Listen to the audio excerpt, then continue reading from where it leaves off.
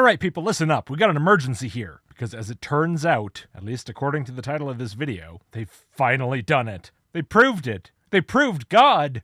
So I guess that's it. It's all over. I guess there's not much point in making videos anymore. But I suppose for the sake of completeness, maybe we should have a look at this video that proves God. See what's finally brought atheism to its inglorious end. Hey guys, we're gonna check on Bob.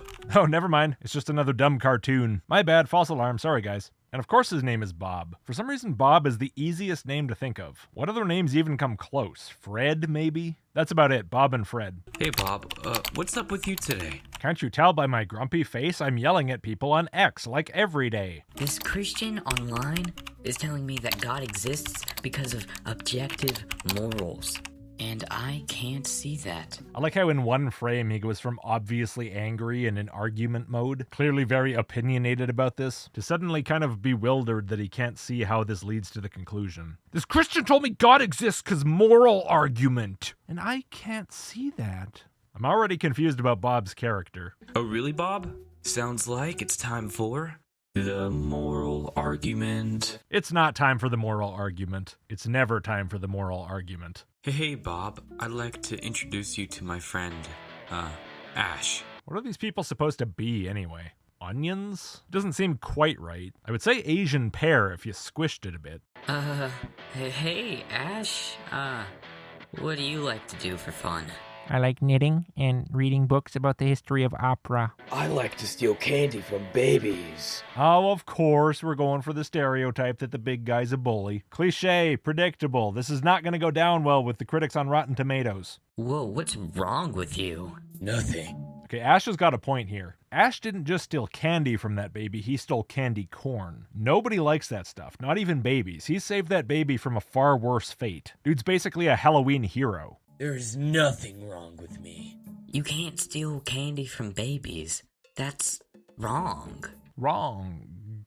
For some reason, the whole way through this video, we're going to be hitting that G on the real hard. At some point, I noticed it, and then I couldn't stop noticing it, so I felt the need to comment on it just so all of you can't stop noticing it too. Oh yeah? According to who? It's just wrong.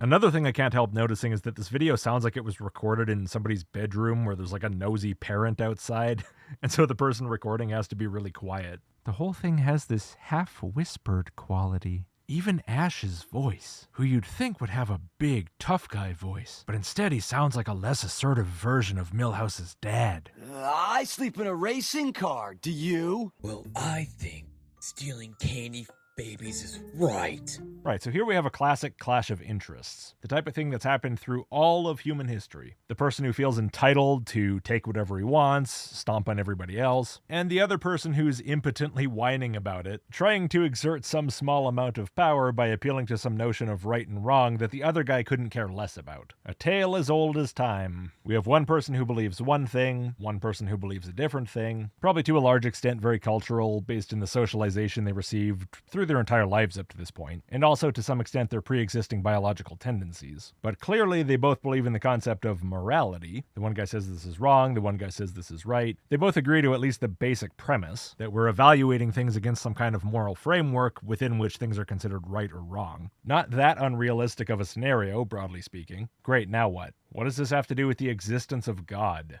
I don't know why I ask that as if I don't know where this is going. I guess I'm just humoring you.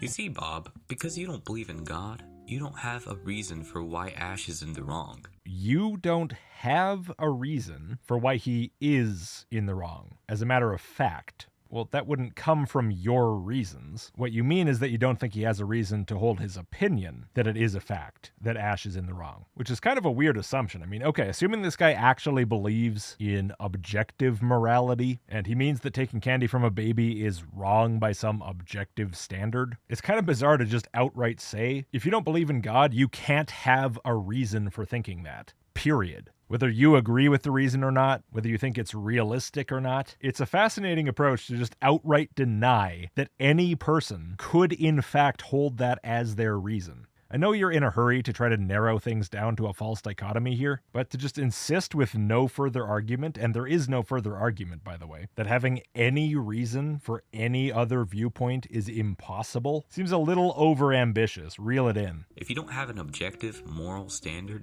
who's to say who's right and who's wrong? Bob and Ash, they just did. And I think the baby might have had an opinion there too. He seemed to disapprove of Ash's actions. People say who's right and who's wrong all the time. And what they're talking about, whether they'll admit it or not, is what they like or don't like. Their preferences, their emotions. Already in this video, you're trying to appeal to people's emotions. You're saying, look, that guy took candy from a baby. Doesn't that make you feel bad? Well, therefore, we need to find some reason to be able to say that it's objectively wrong. But why? Your audience already largely agrees they don't like the thing, that it should be opposed, that it should be seen as shameful, that it should be met with a disapproving response. You're assuming broad agreement already by using it as an example in a context where the assumption is that most people are going to see it as obviously inappropriate. So if that's already the case, if we have this thing we already think, why are we groping around looking for some way to turn this opinion into an objective fact? That seems like we're going from an entirely reasonable and valid emotional response to a social violation, and unnecessarily overextending into an assertion that it's a fact about the nature of reality itself,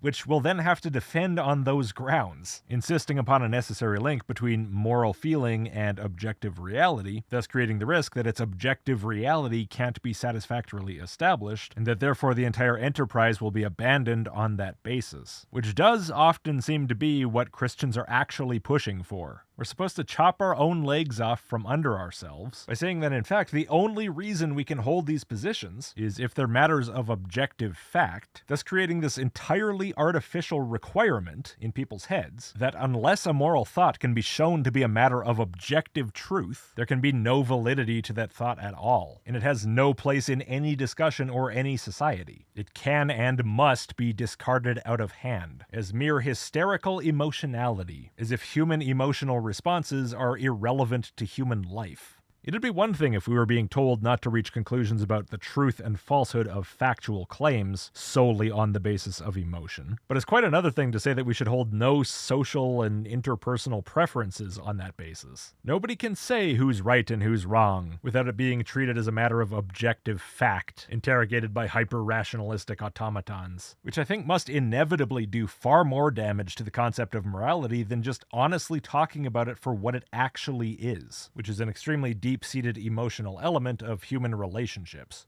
I think that this objective morality obsession that the Christians have, this assumption that these are the obvious terms in which to think, the obvious premises on which to base the discussion, the obvious view of the human experience, really, is all based in a view of what it is to be human that misunderstands at a really basic level what it really is to be human, and what it is to operate within a human social and psychological context. And I don't entirely blame them. Obviously, the emotions that are involved here are sometimes extremely intense, and they are a response to the world as it really is. The reaction to the perception of the world maybe can be confused with the perception itself, and so it's thought that the wrongness of the world is some fact about it that's being perceived in the same way that color and sound and so on are. It is a bit of an odd leap when you think about it, but it is a pretty typical one for humans to make. And I just realized I don't actually remember what the clip was that I'm responding to right now, so I've probably rambled quite far away from the point. If any of that was relevant, cool. If not, who cares? Anyway, let's get back to it. Come on.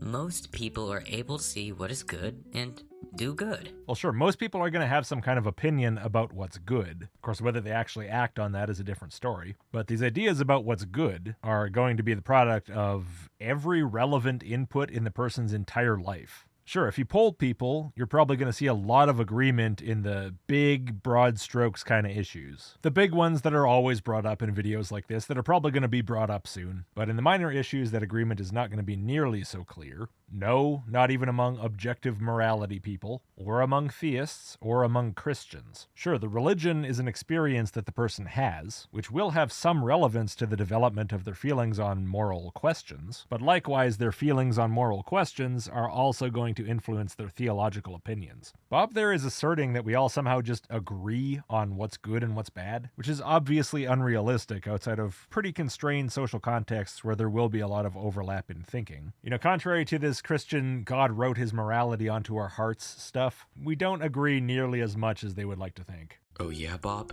What is good? Doing moral things? Doing things for the betterment of others. Yeah, Bob's confused because he's accepting premises that there's really no reason to accept. The narrator is setting the terms of the discussion, and Bob is going along with those terms without bothering to examine them, such as the nature of the straw man, I suppose. Never met a straw man without a weak personality. Well, Bob, I think if you ask the mustache man right here, he'd tell you that what he was doing was for the betterment of humanity. Yeah! Kinda lame, good try, I guess. Anyway, no, I don't think the mustache man was that concerned about the betterment of humanity. I think he was concerned about the betterment of Germans. Or at least that was the rhetoric. You can argue about real intentions. My point is just this wasn't some global humanitarian campaign. But anyway, yes, you're talking to a bunch of people who've been raised in a culture that sees mustache man in an extremely negative way, and therefore the average person has an extremely negative view of him. Long before we get to any discussion of believing in God, of Christianity, of any of that. And because you already know that most of your audience is going to have an extremely negative perception of this person, you chose him as the example, and you're basically saying, look, you have a strongly negative feeling about this person. This already has a big effect on your responses and your actions when this person comes up, when people talk about him in certain ways, whatever. But that's not good enough. The fact that you already think that way and feel that way is insufficient to our goal of motivating your responses. And so now we have to find some way to take this already existing feeling, which already motivates your actions, and cast it as referring to some objective moral fact to then continue to motivate your actions.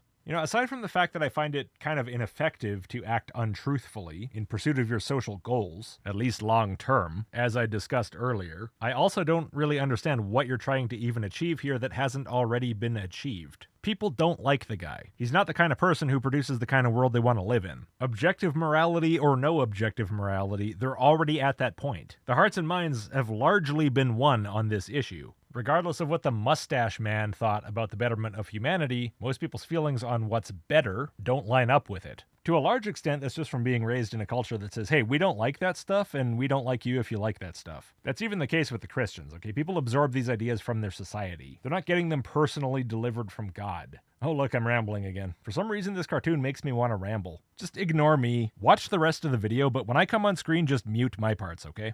Okay, well, morality can't possibly be objective. Different people groups disagree on what is and isn't moral.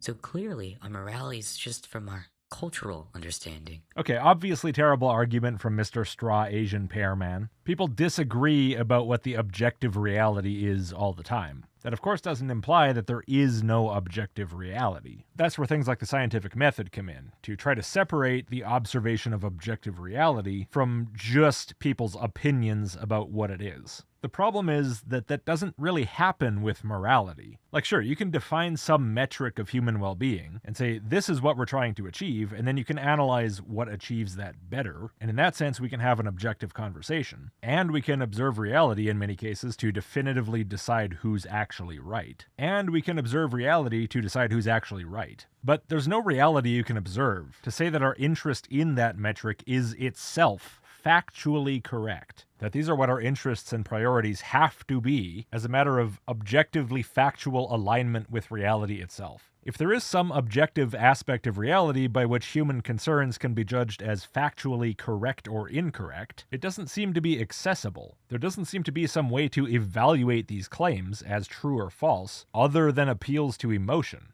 Emotions which are different between different people in relation to different events. That's what it always comes down to. Sure, we might talk about consequences. That's the closest you get to an objective conversation about morality. But what's the point of talking about consequences? Well, we're saying, if we do this thing, it will have these consequences, and I don't like those consequences. They induce a negative emotion. Even if you invoke God and hell. If people do this, then God will send them to hell, and I don't like that. That makes me feel bad. If some people's feelings are factually correct and some people's are factually incorrect, that doesn't really seem accessible in any usable way. And frankly, it's the same with religious claims about what God wants from you and so on. They don't seem to be objectively verifiable or falsifiable. If there is some deep objective character to morality, it doesn't really seem to have much to do with how people actually act. It seems like people are just feeling their way along the whole time. Again, Christians included. And of course, as Bob says, receiving ideas from our culture. And they're all measuring events against a moral standard that was crafted by their own personal history.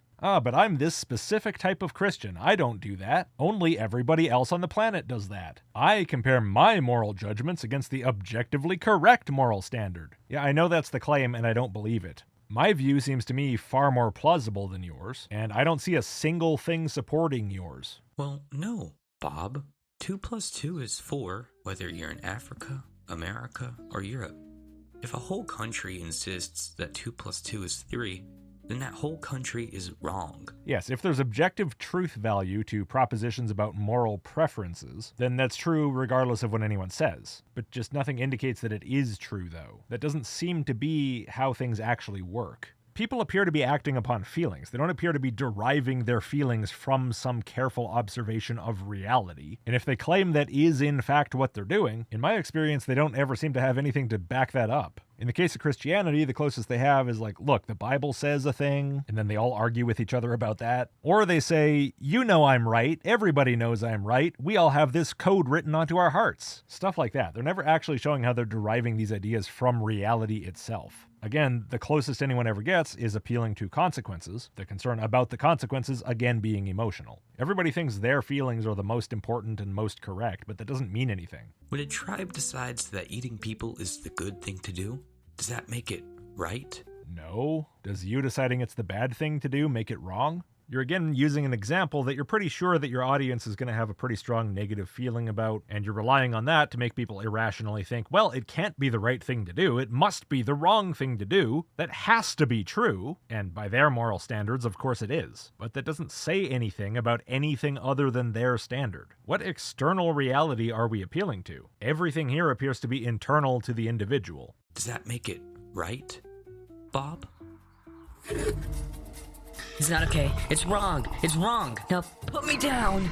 Right, Bob has a fear reaction, a survival instinct, and so he decides that it's morally wrong as a matter of fact. That's the entire justification for the idea that this is factually, morally wrong. That's what I'm saying. You're turning your personal feelings within your brain into some grand reflection of the world beyond yourself. Just because what? It makes your feelings feel more valid? They're valid enough as it is. You can have feelings. You're an animal. That's a thing that you do. It's as natural as walking around. There's nothing preventing you from just disliking a situation because of how you feel. You don't have to make up reasons why it has to be more than that. The fact is, morality is objective and is not up to interpretation. Bob just interpreted it on the basis of his personal fear, and it was implied that that was the correct thing to do, which is your interpretation on the basis of your personal feelings about the situation. Where is the objectivity? Well, you've just bluntly stated that it's the fact that it is objective, so therefore it must be objective, I guess. That's how it works, apparently. Also, objective reality is up to interpretation, but it's not defined by interpretation. Your interpretation is not producing the reality, which I think is more what you meant. But okay, what accessible aspect of objective reality are you appealing to? What are you observing beyond your own interpretation of events? So far, this video has included nothing along those lines. Society and culture cannot be how we decide what is right and what is wrong.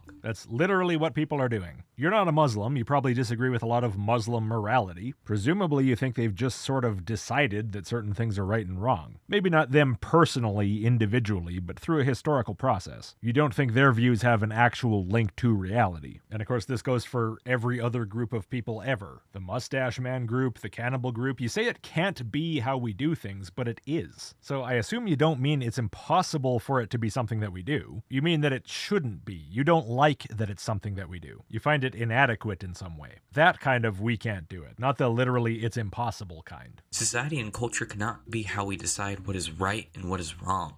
Otherwise, whatever everyone else does, it'd just be okay for us to do too. It's okay? As in what? It's a neutral action? It's neither especially good nor especially bad? Well, I think that would be the view of reality, of anything other than humans to the interpersonal action of humans. Just a big meh But if you mean more that an action will be approved of because you go along with the group, you conform, well, yeah, that's how that works. There tend to be certain expectations within your social environment, and at least your initial tendency is going to be conforming to those expectations, typically, or thinking that you should, if nothing else. That is, in fact, how people work. People are not unlike the lemmings on the screen in that respect. We're very strongly pulled towards following the crowd. That's what churches and Christian communities are for as well, in case it's unclear that I'm catching you in this net too. But you seem to have some kind of a personal issue with this. What you said was, society and culture cannot be how we decide what is right and what is wrong. Otherwise, whatever everyone else does would be okay for us to do too. So you're appealing to a consequence that you don't like. Morality can't be a social phenomenon, because otherwise it might be all right to follow the crowd. And that can't be all right, because... well, nothing. There's no argument at all. You just don't like it. You find the idea of such a reality to be intolerable for some reason, and therefore it must not be the reality. More emotion, this time with a little bit of a classical liberal, individualist, anti-collectivist flavor. You're seriously just saying, I would hate that if that were true, and therefore it's not. You're not talking about objective reality. You're talking about yourself. Okay, well, wouldn't it evolutionarily make sense if our brains are wired to work towards the greater good? The greater good. That sounds oversimplified to the point of outright inaccuracy to me, but I don't think I'm going to bother with that part right now. If we do what is good for the social group, then we are more likely to pass on our genes. Our morality is just another part of our genetics. Well, yeah, there is of course an aspect to that. Humans are extremely prone to social behavior. That is a fact about us, and it does have a basis in our genes. Of course, that doesn't mean that our particular moral opinions are genetic. It just means we have certain natural tendencies that incline us in particular directions more than others. Of course, there's always a bit of tension between pro-social desires and interests and antisocial ones. Both have a role to play in survival at times. Sometimes the antisocial action will be more profitable than the pro-social one in the short term, occasionally even in the long term, but the reverse is also true. It would be hard to fully get rid of either, and of course that's why things like morality even have conceptual relevance to human societies. Oh, really, Bob? Do we want to root our ethics in evolutionary biology? No, that's not what he said. He said that being pro-social has a survival benefit attached to it, and that this has been the case for a long enough time for it to become genetically selected for, to some extent, and therefore this aspect of us is a genetic reality, among other aspects and other realities. It's not some appeal to evolutionary biology as the dictator of ethics. It's an appeal to evolutionary biology as a source of human nature, which you can then take however you want. Your straw man isn't even saying the things that you want him to say. How can that happen? You made him up. You're in control of him. Evolution states that... Hold on, evolution doesn't state anything. Maybe you're speaking figuratively, but can we not anthropomorphize evolution into some kind of a god dictating things? Which is pretty much what you're about to do. Evolution states that the objective of any creature is to spread its genes the most. No, evolution does not define some objective. Biological organisms exist, and they do things. They don't have any particular objective defined by some third party. By making babies. Bad creatures with bad genes are less likely to have babies, so their genes die out. Bad creatures with bad genes. I think you chose the word bad very deliberately. You're trying to give this a moral tone. No, just like evolution is not handing down objectives, it's also not handing down judgments. If you don't reproduce, that's not because you're bad. You're not some morally flawed organism in the eyes of evolution. You're also not necessarily bad at anything you do, in particular. You might be far more effective at, say, gathering food than your ancestors were, but your way is simply not quite as effective, like 0.5% less effective, than some other way that spreads more easily through the population down through the generations. I don't see any way to interpret the word bad here to make this make any sense with regard to what evolution actually is. I think this really is just a case of you using a highly inapplicable word on purpose to paint an image of evolution as some moral judge. Good creatures with good genes are more likely to have babies, so their genes go on. I find your video extremely obnoxious in style. I wish you would stop with these inserts. If you're going for the quiet, whispery, chill vibe, don't put crying babies in at twice the volume of everything else. If we logically follow through with the idea that ethics came from evolution and our genetic desire to do good, then objectively, the most ethical humans are the ones who have had the most babies. That makes no sense whatsoever based on what you've already said. Your whole thing is that pro-social behaviors aid in survival, and thus genes that promote pro-social behaviors are more effectively propagated through the population, and thus we have ethical opinions that align with pro-social thinking because of our genetic makeup. This, of course, doesn't imply any objectively most ethical human behavior. It again relates to human preferences and feelings. It also doesn't refer in any way to survival or reproduction being the defining characteristics of right and wrong. If I were to take this as implying that anything is right and wrong, it would imply that pro-social behavior is right and anti-social behavior is wrong. Nothing to do with how many babies you have, which you agree with because you said it in the same sentence as when you said that the objectively right thing to do is have more babies. You said one thing, you dropped it like a hot potato, and said a totally different, unrelated thing that has nothing to do with and is in no way implied by the first thing. You completely forgot what you were talking about from one breath to the next, which is probably a consequence of you not really understanding what you're talking about and just repeating back random criticisms you've heard of evolution without really understanding what they mean or how they relate to each other or if they do at all. So who is it then? On tonight's show, who is the most moral person? Is it Are you trying to make this video irritating to watch? Gandhi for liberating the Indian people? Is it Mother Teresa for dedicating her life to building medical clinics, orphanages, and serving those in need? To anyone who wants to leave the inevitable comment, be my guest. Yes, I've read the Christopher Hitchens book. It was many years ago. I actually don't remember anything that was in it, if I'm being completely honest. And I have no idea about the truth value of it. And also, to be completely honest, I don't really care about their veneration of Mother Teresa or to disillusion them of it. I'm sure that many, many saints, probably most, if not all, were a lot more complicated than how they're idealized. It's religion. What do you want? If I find a video on that topic that interests me in particular, maybe I'll pay more attention to the topic. Or is it Dr. Martin Luther King Jr. for championing civil rights in America? Wrong, wrong, wrong, and wrong. If you root your morality in evolutionary biology, then the winner is, drumroll please, Genghis Khan. It's so bizarre how you're doing this entire bit based on a straw man of another straw man that you made up. You remember that sentence where I said you forgot your point halfway through? Yeah, you forgot your point halfway through, and you still haven't realized it, and now you're doing this whole thing that has nothing to do with anything you were originally talking about. An absolutely staggering level of incompetence. With an estimated 16 million descendants. Wow, Genghis Khan. 1 in 200 people globally are related to you. It's kind of weird that for this argument you would go with Genghis Khan, who apparently 1 in 200 people is related to, rather than the most recent common ancestor of all humanity, who everyone is related to. You would think that according to this weird, objective, evolutionary morality that you've made up, that would be a more impressive achievement, a more moral person. How did you do it? After my army and I plundered and pillaged a city, I take for myself many sick slaves as trophies of my conquest. Okay, well, is there anything inspiring you'd like to tell us, Mr. Khan? Yes. The greatest happiness is to vanquish your enemies, to chase them before you, to rob them of their wealth, see those dear to them bathed in tears, to clasp to your bosom their wives and daughters.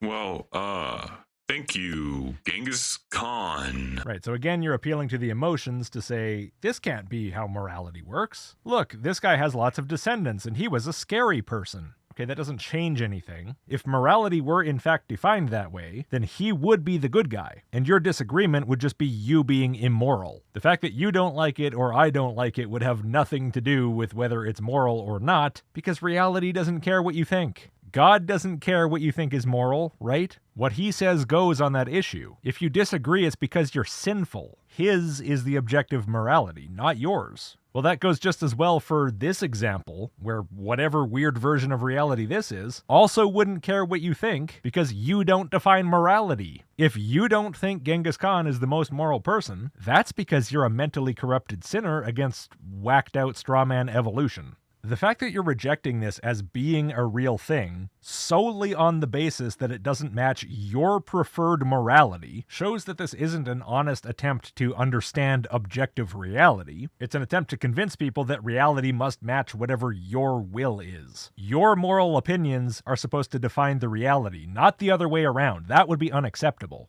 But regardless, again, you're responding to a claim that your own straw man never made. Not even close. This has nothing to do with what you made your own puppet say. You just forgot your own point, and so now you're wasting time on some other irrelevant thing. You know, it's not like the reasoning in this video was strong before, but damn, dude. This horse was already barely hobbling along. You didn't have to ride it off a cliff, too. The fact is, our brain chemistry and our evolutionary biology cannot be what determines our ethics, because it wouldn't explain why we do so many of the good things that we do. Okay, so Bob says, hey, contributing to the well-being of the social group can contribute to our own success in a way that can contribute to our own survival and reproduction, and as we continue to do that, we get an increasing genetic propensity to act in pro-social ways. That's essentially what the claim was. And then you go off on a tangent about something totally different, which really should have been cut on the basis of complete irrelevancy, and then you come back to this as if nothing happened and say, nah, our brains, our evolution, that can't have anything to do with our ethics because we like to do nice things, which is of course not a rebuttal to Bob, whose point was that acting socially has some amount of survival benefit, which over many generations produces brains and genes which incline us to act nicely. His point was exactly that evolution does explain our social behavior, and your rebuttal is just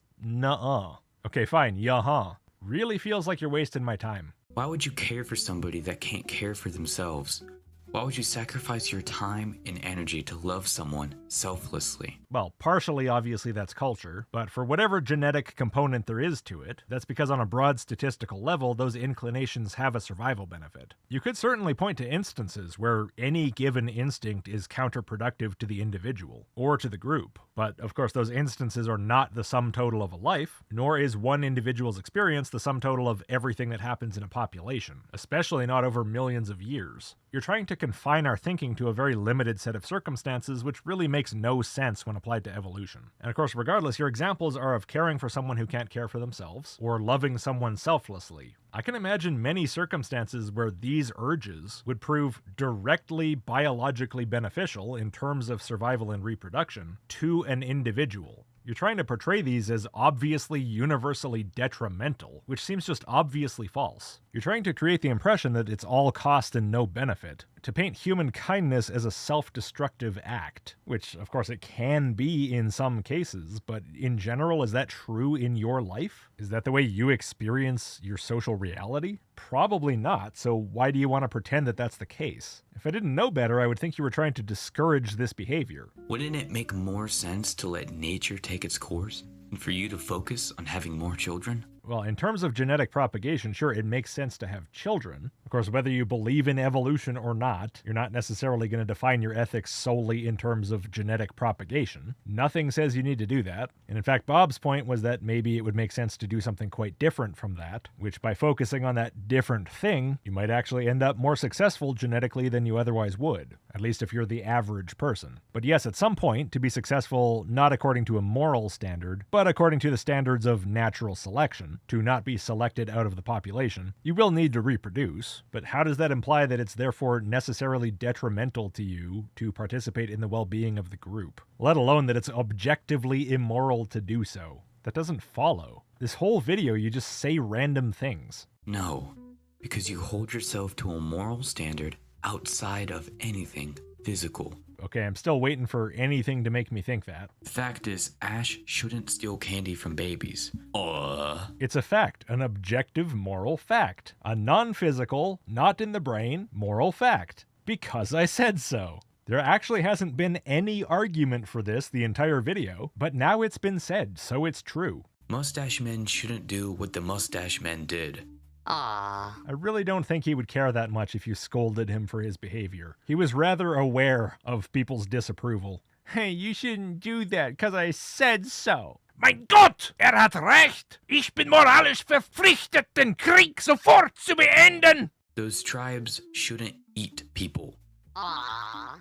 Genghis Khan shouldn't have taken on hundreds of sex slaves. And we shouldn't act on every natural impulse that we have. Okay, look, you're talking about particular things. We shouldn't do this specific thing. We shouldn't do that specific thing. But this isn't relevant right now. What you're trying to establish is that there's some non-physical, objective moral standard imbued into reality beyond humanity. What that standard says is a matter for a later conversation. The point now is to establish that there is one, which thus far you have not tried to do. You've just insisted that it exists and that that's what we hold ourselves to. The fact is this, the fact is that. It's just the fact, bro, trust me. The fact is, personal conviction and rationale, society and culture, evolutionary biology and genetics cannot give an explanation for why these actions are wrong. Okay, but if you put them all together, they kind of do explain human behavior and human moral preferences, which seems plenty sufficient to explain reality, because that's all the reality that's actually observable. These are the real phenomena in the world. Something being wrong isn't some phenomenon that we observe. People having that opinion is.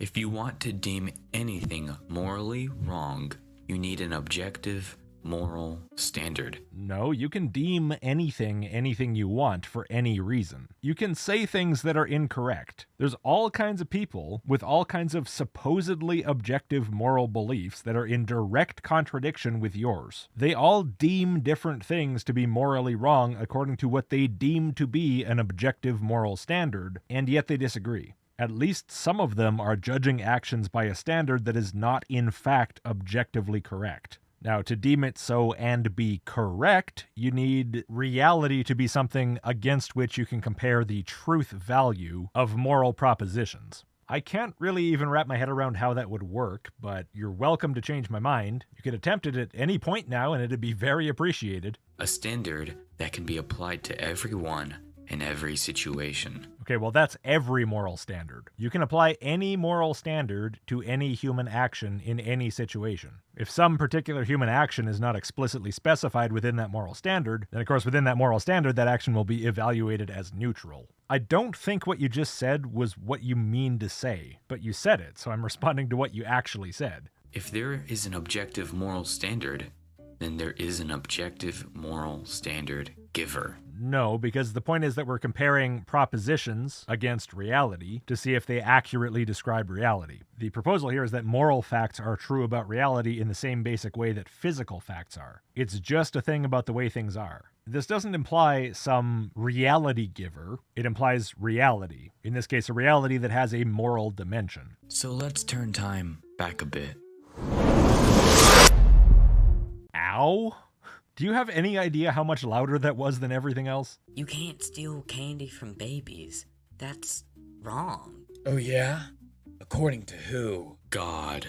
Ugh. Have you tried that in real life? I think you might be dreaming a little bit there, buddy. But so again, we return to the fact that you already have moral opinions that you want backup for. You already want to say, I don't approve of you taking candy from that baby, but you feel that it's not good enough just to say it, or for broader society to say it all at once. No, you feel like your own opinions have no legitimacy, and so you have to legitimize them by acting like there's some bigger, tougher guy than Ash, backing you up and through his might, making your opinions right. It would be intolerable to cope with the reality of interpersonal conflict without dreaming of some future punishment for your opponent or soothing yourself over your own lack of power by appealing to some greater force. It doesn't really seem like you think the morality is necessary because of that force. You seem to think that force is necessary because of your morality. This entire video is completely backwards. And of course, your desire to be the tough guy in the face of the big muscle man doesn't have any bearing on the truth of any of these propositions. This video's title is simply Morality Proves God, but none of this comes off as a serious attempt to actually prove the existence of God. So far, all I've heard is how much you wouldn't like it if morality were not objective, if the objective morality wasn't yours, and if there were no God to back up your morality. Well, so what? That doesn't mean the God exists, it means you want him to. Which, yeah, I know, it's pretty obvious, but that's not what we're here to establish.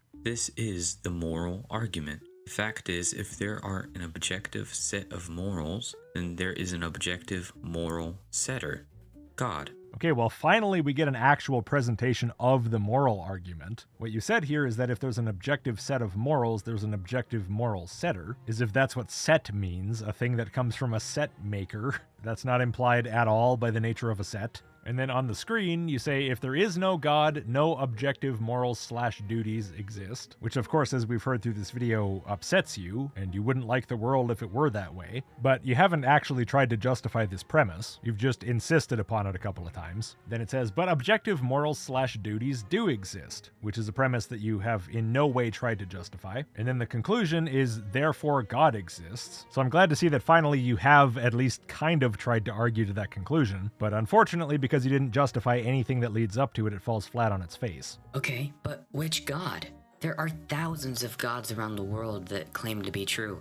Why is your God the one true God? Well, that question is not really relevant here, but there is a related question which is how would you determine which set of objective moral values is the correct one? There are countless religions and non-religions putting forth all kinds of moral frameworks and claiming them to be objectively true. Again, just within Christianity, there are tons of those. But of course, Christianity is just a drop in the ocean of human philosophies. So how can we determine this from reality? It's not exactly relevant to the argument as such. We don't really need to establish this before the argument is done, but it will be the immediate next thing to move on to. Okay, well, that sounds like a great topic for another video, Bob. That's a good plan. I like that plan. I don't know if I'll bother with that video, but I'm glad it's not in this one. And with that, we're done. If you would, please do subscribe and click like before you go. And if you like the channel, maybe consider supporting. A couple bucks a month makes a huge difference, and enormous thanks to all of my supporters who've already made that choice. See you next time.